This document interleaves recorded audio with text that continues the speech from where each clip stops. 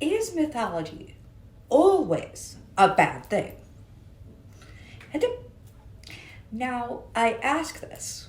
Let's just say over time, we learn many, many things. That's part of life. We grow, we are kind of forced, like certain plants, to grow in a certain way or to do this or do that.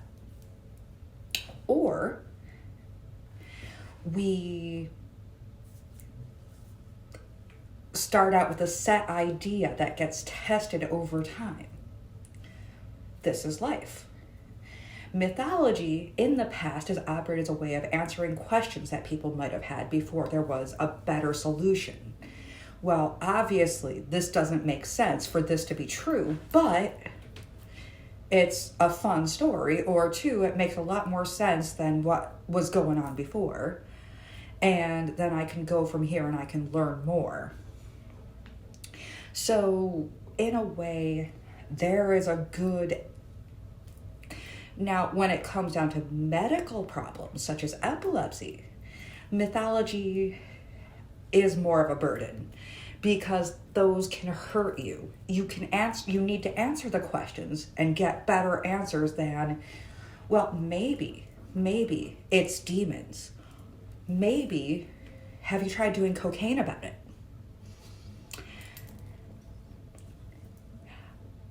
Maybe, or even, well, maybe you're just special and you're being used as a conduit, which I've also heard as a way of explaining this particular medical disorder, epilepsy, in the pasty way. The past was the worst. But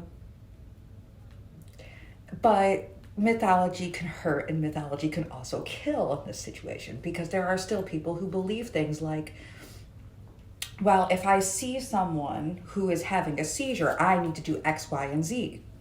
Hold the person down, keep them from swallowing their tongue. And your tongue can swell, you can bite your tongue, but you can't swallow this little pink spear. It just is. Holding someone down, bad idea. Yes, it sucks. Yes, they're going to be in pain. Yes, they may accidentally injure themselves, but they'll injure themselves worse, and maybe even you, if you're holding them down. So don't do that. I cannot believe sometimes that I have to say these things, but lately it seems like I have to say it more and more and more. Don't do that, because people will be like, so you do this during a seizure? No! A lot of that. So, one, give them some, try to make sure they're comfortable, turn them over to one side. It's called the recovery position. Basically, take the arm that's here, or the whatever arm is closest to you, gently turn them so that they're facing you. Yeah.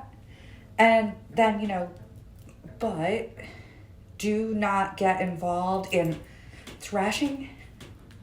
And whatever you do, don't think that you have to grab and hold down. Watch out for any sort of issues. But talk to them just in general. And it can be hard because you might panic and but try the things like, okay, so you're going to be okay. I'm here. I'm whatever your name is. You're going to be okay. I've got you. I'm here. I'm not going anywhere. We're going to ride this out together. Let them know that they're loved. But try not to add to the panic, as I've seen some people do.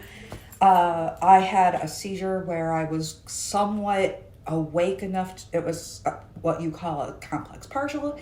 I was awake enough where I could actually pick up on what was going on around me to an extent, although I could not control myself or my body. And I heard someone say, don't do this here. That's embarrassing. Don't be that person. Do not be that person. be the person who is just like, okay, I've got you. We're going to do this safely as possible. I'm going to call up 911, make sure that you're okay. If it goes on longer than 5 minutes, give or take, da da da da da.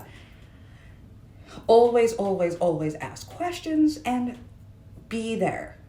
Don't be an abandoner, and definitely don't let them bonk their head against the floor. I've seen that too. But don't try to hold down a limb or whatever.